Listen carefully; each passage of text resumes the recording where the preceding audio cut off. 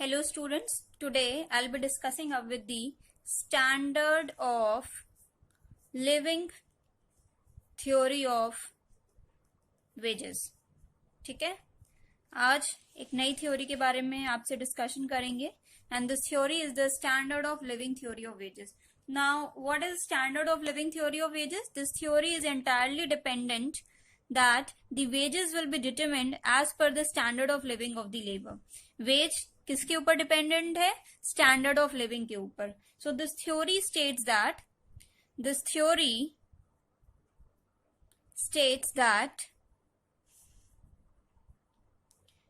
wage rate tends to conform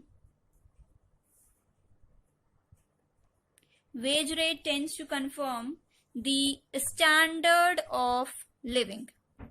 यानी wage rate ही हमारा कैसे डिफाइन होता है? स्टैंडर्ड ऑफ लिविंग से.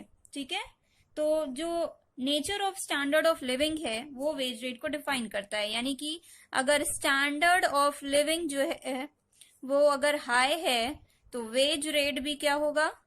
हाई होगा. अगर स्टैंडर्ड ऑफ लिविंग लो है तो वेज रेट भी लो होगा. ठीक है, अब अगर हम स्टैंडर्ड ऑफ लिविंग की बात करें, we talk about the standard of living, तो स्टैंडर्ड ऑफ लिविंग में क्या चीजें आती हैं? देखिए, apart from the necessities of life की जो भी नेसेसिटीज है उनके अलावा क्या एजुकेशन है, ठीक है, फिर कंफर्ट लेवल क्या कितना है, कंफर्ट हो गया, फिर आपका हो गया लेजर टाइम, कितना आपको आराम करने का समय मिल रहा है, लेजर टाइम हो गया, रेस्ट हो गया. ठीक है, ये सारी चीजें भी हमारे स्टैंडर्ड ऑफ लिविंग में इंक्लूड होती हैं. All these things are also included in the standard of living. तो एक लेबर को जो है मिनिमम वेजेस के अलावा भी और भी वेजेस की जरूरत होती है जिससे वो अपने स्टैंडर्ड ऑफ लिविंग को मेंटेन कर सकता है. ठीक है, तो लास्ट क्लास में हम लोग ने जो सबसिस्टेंस थ्योरी ऑफ वेजेस पढ़ा था उसका एडवांस्ड वर्जन जो है वो ये थ्योरी है, that is the standard of living theory of wages. तो स्टैंडर्ड ऑफ लिविंग में आपके नेसेसिटीज के अलावा ये चीजें भी आते हैं. ठीक है, अगर हम स्टैंडर्ड ऑफ लिविंग की बात करते हैं तो standard of living is also related with the productivity and efficiency.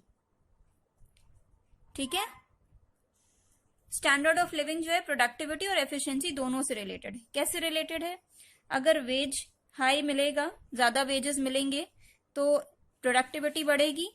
Productivity कैसे बढ़ेगी? क्योंकि एफिशिएंसी बढ़ेगी. तो सबसे पहले एफिशिएंसी बढ़ेगी, लेबर ज्यादा एफिशिएंट होंगे क्योंकि उनको ज्यादा वेज मिलेगा. अब जब वो ज्यादा एफिशिएंसी दिखाएंगे तो वो प्रोडक्टिविटी भी ज्यादा बढ़ाएंगे. तो in a way we can say that standard of living is also associated with productivity also and with the efficiency also. Thus, we can conclude that more the wages, more the standard of living, the more will be the wages, the lesser the standard of living, so the lesser would be the wages. Okay. Now, this theory is also criticized on certain grounds. इस theory का कई criticisms भी हैं और कई grounds पे इस theory को criticize भी किया गया है. Criticisms क्या क्या हैं? पहला criticism ये है कि standard of living theory is not stationary. Stationary का मतलब ये एक स्टैंडर्ड ऑफ लिविंग कभी फिक्स तो हो नहीं सकता है. Standard of living keeps on changing. लेकिन इसमें बोला गया है कि standard of living of labour is जो है वो एक तरीके से कांस्टेंट है. तो it's not like that. The standard of living by nature is not stationary but it keeps on changing. ठीक है, तो स्टैंडर्ड ऑफ लिविंग जो है वो चेंज होता रहता है, वो एक जैसा स्टैटिक नेचर का नहीं है.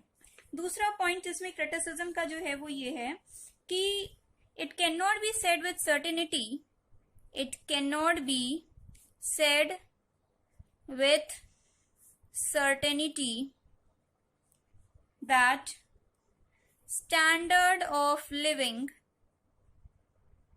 डिटरमाइंस दी वेज रेट. क्या ये कहा जा सकता है कि सिर्फ स्टैंडर्ड ऑफ लिविंग ही वेज रेट को डिटरमिन करता है? बिल्कुल नहीं कहा जा सकता। हम ये भी कह सकते हैं कि वेज रेट ऑल्सो डिटरमिन्स, और wage rate is a determining factor for the standard of living. We always can not say कि standard of living determines the wage rate. इस थ्योरी में स्टार्टिंग से आपने देखा होगा, यहाँ स्टैंडर्ड ऑफ लिविंग अगर हाई है तो वेज रेट हाई हो रहा है, स्टैंडर्ड ऑफ लिविंग अगर लो है तो वेज रेट लो है। यानी यहाँ पे स्टैंडर्ड ऑफ लिविंग को एक पैरामीटर बना दिया गया है और इसी पैरामीटर से आप वेज रेट को डिटरमिन करते हैं। लेकिन ये इसको क्रिटिसाइज किया गया और कई इकोनॉमिस्ट ने बोला कि नहीं, ऐसा नहीं हो सकता है कि सिर्फ स्टैंडर्ड ऑफ लिविंग ही वेज रेट को डिटरमिन करे, बल्कि वेज रेट भी स्टैंडर्ड ऑफ लिविंग को डिटरमिन करता है। ठीक है, next third point, the third criticism is that कि it is not rational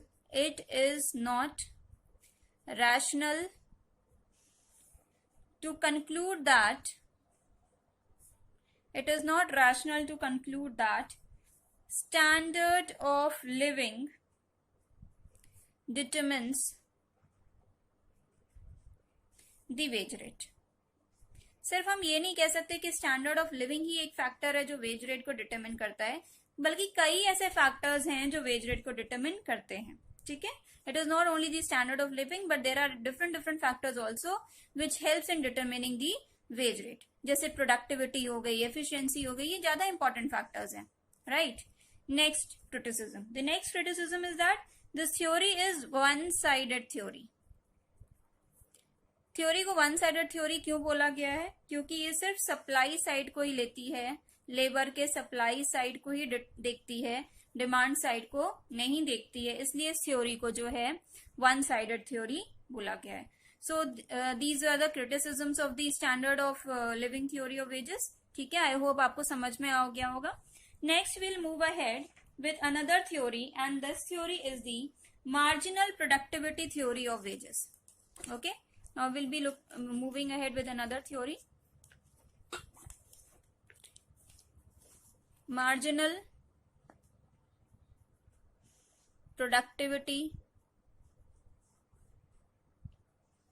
theory of wages।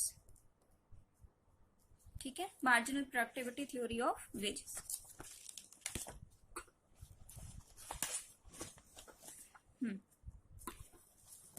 इस थ्योरी की अगर हम लोग बात करते हैं तो इस थ्योरी में, जैसा कि आपको नाम से समझ में आ रहा है, मार्जिनल प्रोडक्टिविटी की हम बात करते हैं, लेबर के मार्जिनल प्रोडक्टिविटी की। तो ये थ्योरी जो है, this theory states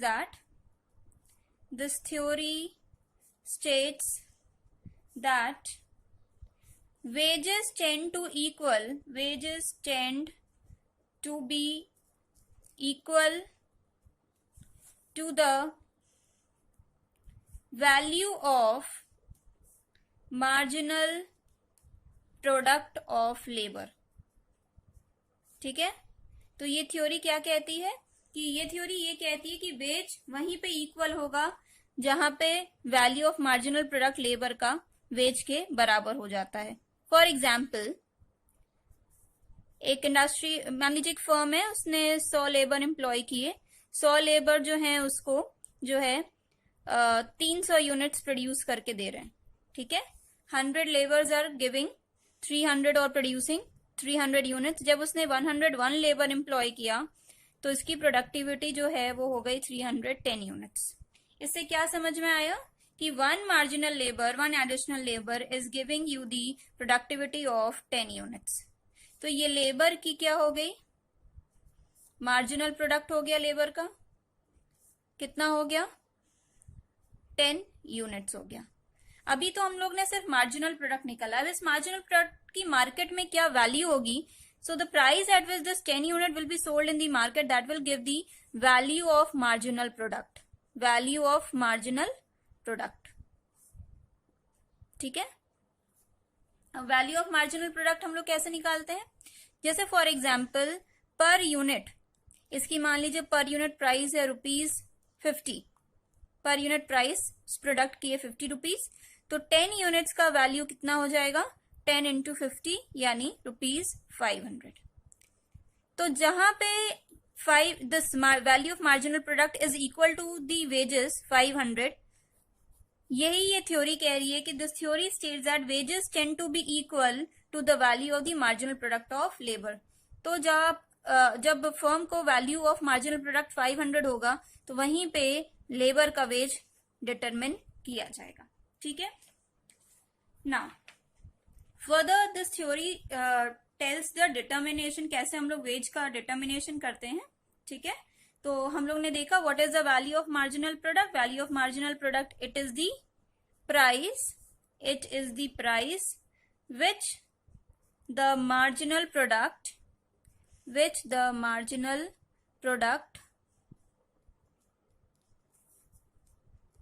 can fetch in the market. ठीक है. तो हमारा मार्जिनल प्रोडक्ट जो है मार्केट में क्या प्राइस फेच कर सकता है, इसी को हम कहते हैं वैल्यू ऑफ मार्जिनल प्रोडक्ट, जो कि यहाँ पे हम लोग ने निकाला है ₹500. आई होप यहां तक सबको क्लियर होगा. अब इसको डायग्रामेटिक प्रेजेंटेशन इसका देख लेते हैं कैसे किया जाता है. ये हम लोग ने एक्स एक्सिस बनाया, this is the Y axis, point of origin. अब यहाँ पे हमारा मार्जिनल रेवेन्यू ऑफ प्रोडक्टिविटी है, this is MRP and this is ARP. ठीक है.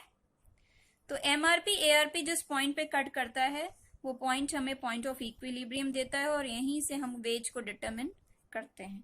This is OW. यहाँ पे हमने नंबर ऑफ लेबर्स लिया हुआ है एक्स एक्सिस पे, यहाँ पे हमने वेजेस लिया हुआ है वाई एक्सिस पे. ठीक है. और यहां से हम लोग लेबर्स निकाल ले रहे हैं कि हमको कितने लेबर्स की जरूरत है.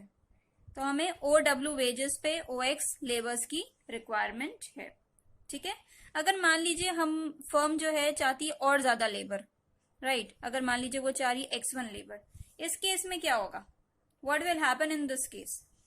इस केस में देखिए वेज ज्यादा देना पड़ेगा. Let's say this is point P. ठीक है. And this is point Q. Right. तो ये वेज इनको ज्यादा देना पड़ेगा P. ठीक है. और जो इनका जो रेवेन्यू इनको जो अर्न हो रहा है वो QX हो रहा है, QX1. तो रेवेन्यू जो अर्न हो रहा है वो हो रहा है QX1 और वेज जो देना पड़ रहा है वो है PX1. तो वेजेस ज्यादा देने पड़ रहे हैं और रेवेन्यू कम जनरेट हो रहा है. इसका मतलब फर्म को क्या हो जाएगा, यहाँ पे लॉस हो जाएगा. तो ये आपका लॉस हो गया. इसलिए फर्म ज्यादा लेबर्स को हायर नहीं करेगी क्योंकि उसके बाद उसको क्या हो रहा है, लॉस की सिचुएशन हो रही है. ठीक है. I hope it is clear to everybody. तो this is how the wage is being determined. How the wage is being determined through the intersection of MRP curve and ARP curve. जहां पे MRP ARP intersect करता है वो point of equilibrium हो जाता है, वहीं से हम वेज को डिटरमिन करते हैं और नंबर ऑफ लेबर्स को डिटरमिन करते हैं.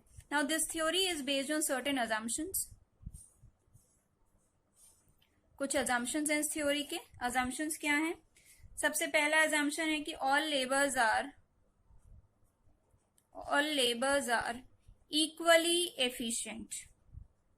जितने भी लेबर इसमें वर्क कर रहे हैं वो सारे के सारे फुली एफिशिएंट है. ठीक है. All the labours working over here are fully efficient.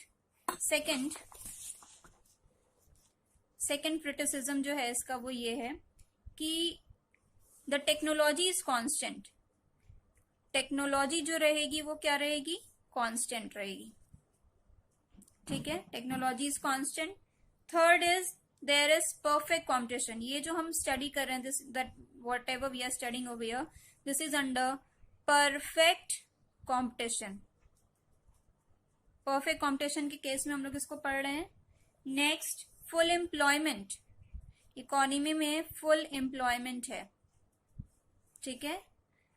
यानी all the labours are fully employed. Then law of diminishing marginal utility या marginal returns prevails. Law of diminishing marginal returns.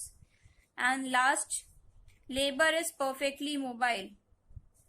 Labor is perfectly mobile. यानी labour किसी भी employer को छोड़ के दूसरे employer के पास जा सकता है. तो ये सारे आपको assumptions यहाँ पे फॉलो करने हैं when you are talking the marginal productivity theory of wages. So these are the assumptions that you have to keep in mind, and then only this theory is going to work. Now this theory has been criticized on various grounds. Criticisms इसके क्या क्या हैं. सबसे पहला criticism है unrealistic assumptions. Unrealistic assumptions. अभी आपने देखा मैंने जो assumptions यहाँ पे लिखे हैं ये सारे assumptions unrealistic हैं. कोई भी assumption realistic नहीं है। क्या सारे लेबर्स की एफिशिएंसी बराबर हो सकती है? नहीं हो सकती है। क्या टेक्नोलॉजी हमेशा कांस्टेंट हो सकती है? नहीं, टेक्नोलॉजी अपडेट होती रहती है, it keeps on changing. Perfect competition क्या रियलिटी में प्रिवेल करता है? नहीं करता है। क्या फुल एम्प्लॉयमेंट हमेशा हो सकता है? नहीं हो सकता है। तो the assumptions that are being defined over here are actually not very realistic and are vague. ठीक है। दूसरा क्रिटिसिज्म है कि this theory is static. Static theory. Static theory क्यों बोला गया है?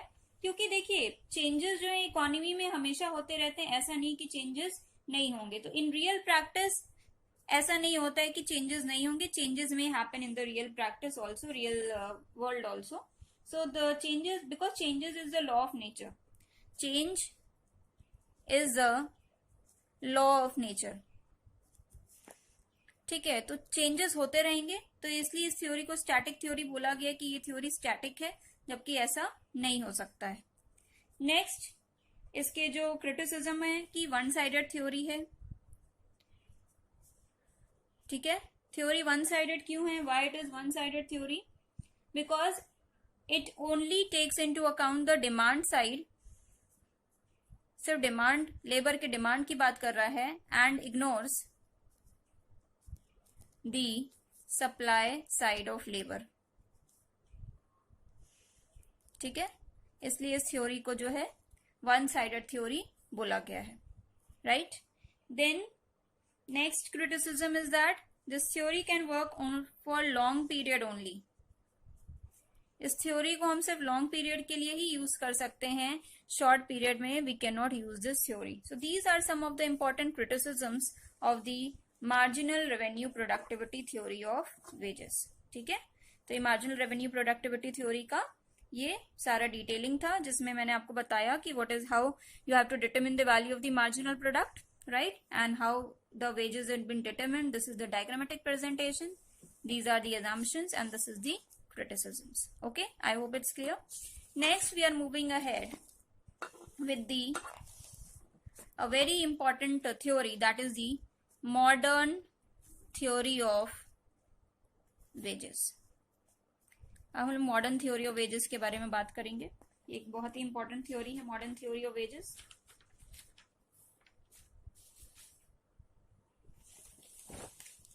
Now what is a modern theory of wages? देखिए जैसा कि हम लोग ने अभी तक प्रोडक्ट मार्केट में पढ़ा है ना कि how demand and supply determines the price of the product and the demand for the product and price of the product, same concept जो है मॉडर्न थ्योरी ऑफ वेजेस में भी एप्लीकेबल होता है। ठीक है, the same concept is applicable in the modern theory of wages.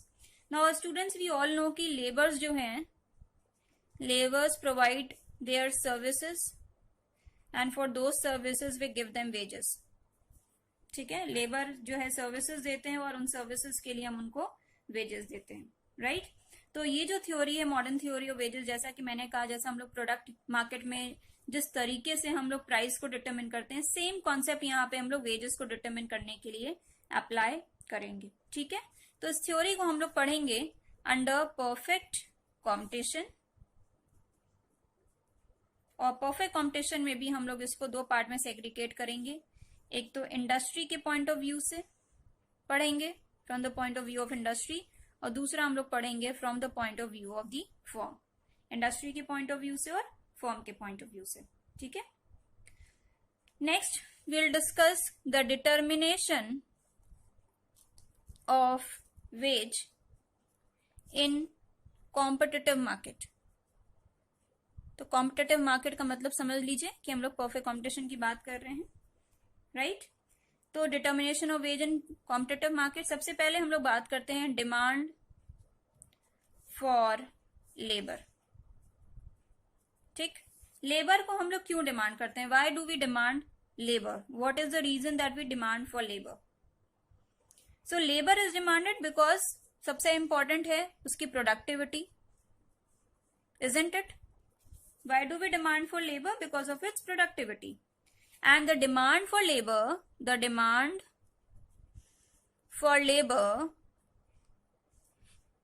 is the marginal revenue productivity of labor, isn't it? और जो लेबर का जो डिमांड होता है वो क्या होता है, मार्जिनल रेवेन्यू प्रोडक्टिविटी, यानी जितना वो रेवेन्यू हमें जनरेट करके देता है, इसलिए हम लेबर की डिमांड करते हैं। ठीक है, इनफैक्ट हम लोग अगर बात कर रहे हैं डिमांड फॉर लेबर की, तो लेबर की एक्चुअली में डिमांड नहीं होती है, because demand for labour is not a direct demand, it is not a direct demand, but it is a derived demand, isn't it. हम लोग ने जब theories of factors of production के चैप्टर को पढ़ा था, तो मैंने बताया था कि फैक्टर्स ऑफ प्रोडक्शन कभी भी डायरेक्ट डिमांडेड नहीं होते हैं, वो डिराइव डिमांड होती है उनकी। तो उनकी डिराइव डिमांड क्यों होती है, क्योंकि वो जो प्रोडक्ट प्रोड्यूस कर रहे होते हैं, अगर उस प्रोडक्ट की मार्केट में सेल अच्छी है तो ही उस फैक्टर की डिमांड मार्केट में होगी, नहीं तो नहीं होगी, इजंट इट। तो यहाँ पे हम लोग कह सकते हैं कि it is the elasticity of the demand for the product that it produces that makes the demand for the labor. Okay, now what are the factors determining the demand for labor? कौन कौन से factors हैं जो labour की demand को determine करते हैं? तो पहला फैक्टर है टेक्नोलॉजी। अगर टेक्नोलॉजी बहुत अच्छी आ गई तो लेबर की डिमांड कम हो जाएगी, टेक्नोलॉजी कम अच्छी है, कम एफिशिएंट है, तो लेबर की डिमांड मार्केट में फिर बनी रहेगी। दूसरा है डिमांड फॉर द प्रोडक्ट। अगर जो प्रोडक्ट लेबर प्रोड्यूस कर रहा है, अगर उसकी मार्केट में डिमांड ज्यादा है तो लेबर की भी डिमांड होगी, अगर उस प्रोडक्ट की मार्केट में डिमांड कम है तो लेबर की भी डिमांड फिर कम होगी। Next is the price of other factors. देखिए, अगर अदर फैक्टर्स जो है चीपर रेट पे अगर जो है मिल जाएंगे फर्म को, तो लेबर को फिर सब्स्टिट्यूट कर दिया जाता है अदर फैक्टर्स से, राइट। तो यहाँ पे अगर अदर फैक्टर्स की जो उनका रिवॉर्ड है वो अगर चीपर है in comparison to the wages that is to be paid to the labour, so labour will be substituted for the other factors of production. तो जो डिमांड कर बनता है लेबर का, वो कैसा बनेगा, इस टाइप से बनेगा। This is the demand for labour, this is for the wages and this is for the number of labours. अब आप ये देख रहे हैं यहाँ पे जो वेज और नंबर ऑफ लेबर्स के बीच का जो रिलेशन है वो इनवर्स है, इजंट इट। यानी फर्म चाहेगा कि कम वेज पे उसको ज्यादा लेबर मिले और ज्यादा वेज पे उसको कम लेबर वो हायर करेगा। ठीक है, तो ये तो हो गए factors determining the demand for labour. अब हम लोग बात करेंगे, next we will talk about the supply of labour. Supply of labour, supply of labour का मतलब क्या होता है? It means supply of labour, it means the number of hours for which a labor is willing to sell his service at a given price।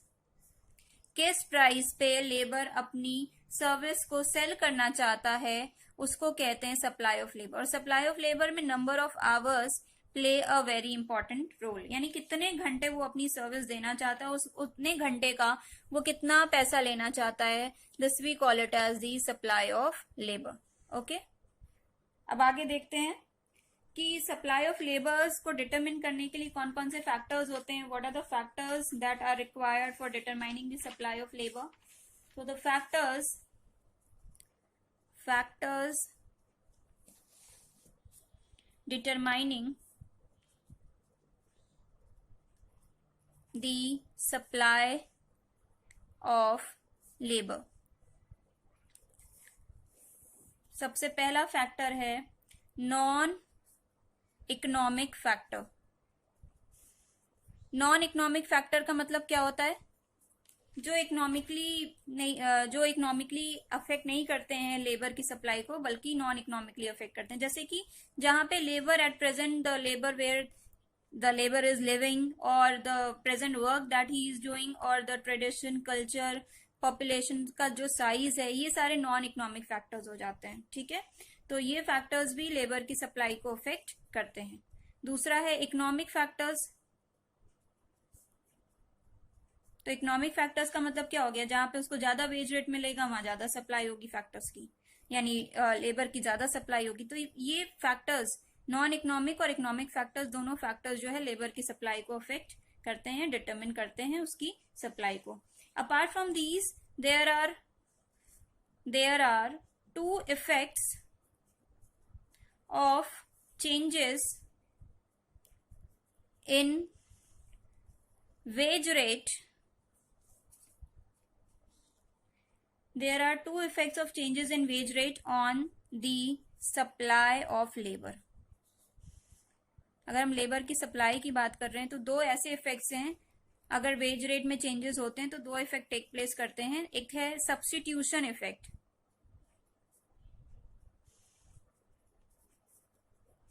और दूसरा है income effect. Now what is substitution effect? Substitution effect का मतलब होता है कि अगर ज्यादा वेजेस मिलते हैं लेबर को, if labour get more of wages, so labour is now ready to substitute the leisure time for more productivity. ठीक है ना, वो ज्यादा प्रोडक्टिविटी करने को जो है वो रेडी हो जाता है, इंटरेस्टेड हो जाता है, means he is ready to work more. ठीक है, तो यहां आप देख रहे हैं डायरेक्ट रिलेशनशिप जा रहा है ना। Here you can see there is a direct relationship, means अगर ज्यादा वेजेस होगा तो वो ज्यादा घंटे काम करेगा और लेजर टाइम को वो अवॉइड करेगा। लेकिन अगर हम लोग इनकम इफेक्ट की बात करें तो इनकम इफेक्ट का मतलब होता है इंक्रीज इन इनकम। अगर इनकम में इंक्रीज हो रहा है तो वो कम घंटे वर्क करना चाहेगा। ऐसा क्यों हो रहा है? ऐसा इसलिए हो रहा है क्योंकि एक इनकम जो मिलनी चाहिए थी लेबर को in the form of wages वो उतनी मिल रही है, उससे ज्यादा जब उसको मिलती है तो उसको लगता है कि now he should take some rest and he should spend some leisure time. So here you can say, और here we can conclude that when income increases so the working hours of the labour decreases. ठीक है, इसको हम लोग एक diagram से भी show करेंगे। ये देखिए, डिमांड ऑफ लेबर हम लोग ने बात किया था, अब हम लोग सप्लाई ऑफ लेबर की बात करते हैं। We talk about the supply of labour.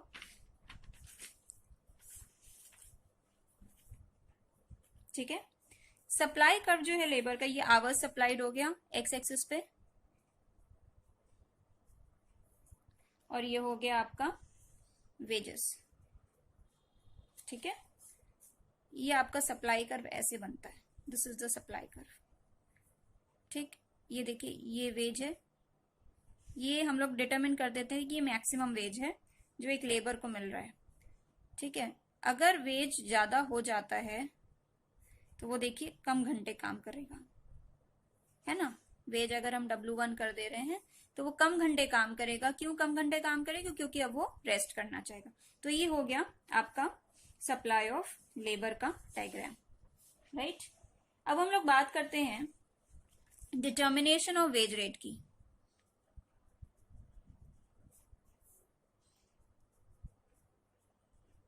Now how wage rate is been determined. अगर हम लोग इंडस्ट्री की बात करें, x axis, y axis, point of origin, number of labours, यहां पे हो गया वेजेस, ये आपका डिमांड ऑफ लेबर, ये आपका सप्लाई ऑफ लेबर, जहां पॉइंट इंटरसेक्ट कर रहा है this is the point of equilibrium.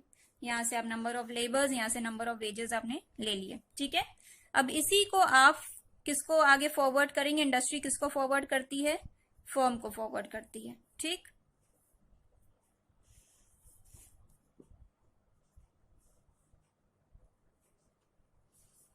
Right.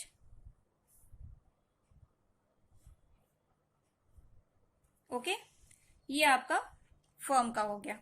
So under perfect competition we have seen that the price of the product is equal to the average cost and marginal cost in the long run. जैसे हम लोग ने product के case में पढ़ा है, उसी तरह से वेज रेट के केस में भी जो मार्जिनल वेज जो हम फर्म पे करता है वो इक्वल किसके हो जाता है? एवरेज वेज के।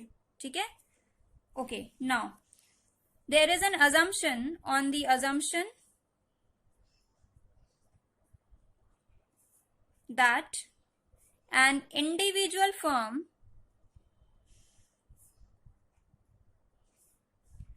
tries to maximize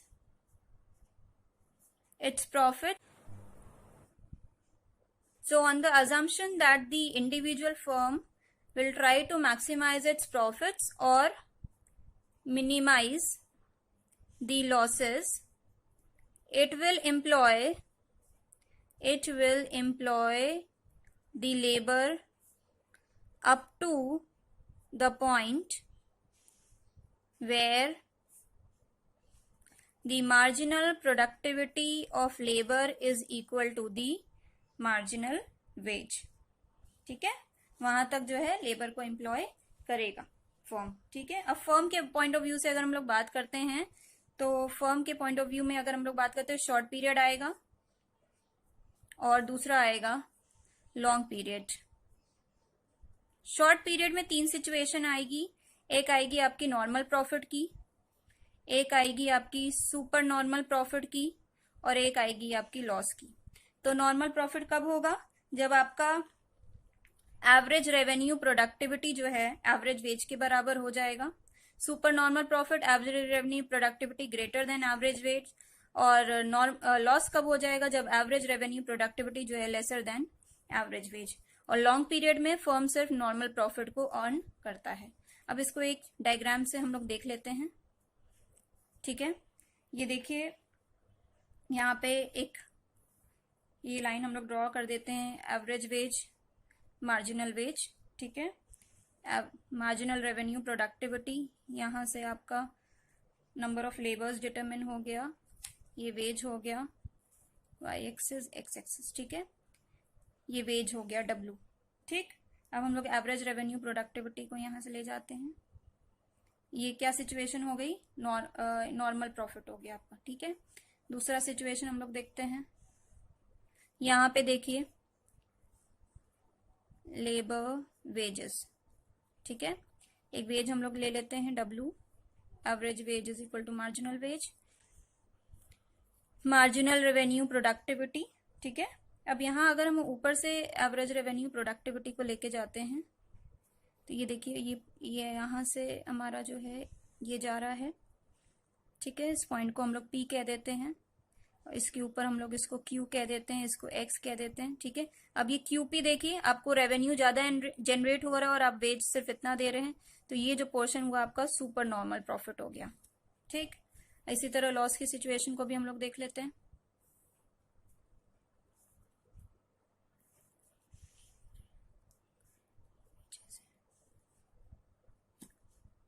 ठीक है, मार्जिनल रेवेन्यू प्रोडक्टिविटी ये हो गया आपका. यहाँ से आपको मिल गया लेबर. ठीक है, अब यहाँ से अगर आप नीचे से लेके जाएंगे एवरेज रेवेन्यू प्रोडक्टिविटी, तो ये देखिए ये पॉइंट P है, ये पॉइंट S मान लेते हैं इसको. ठीक है, तो ये आपका जो PS का जो पॉइंट हो गया ये क्या हो गया? आपका लॉस हो गया. यानी आपको ज्यादा वेज देना पड़ रहा है और आपका रेवेन्यू जो है वो कम है. ठीक है, लॉन्ग पीरियड की हम लोग बात करें तो लॉन्ग पीरियड में आपका सिर्फ ये वाला सिचुएशन जो है वो प्रिवेल करेगा. So this is with the modern theory of wages. Thank you so much.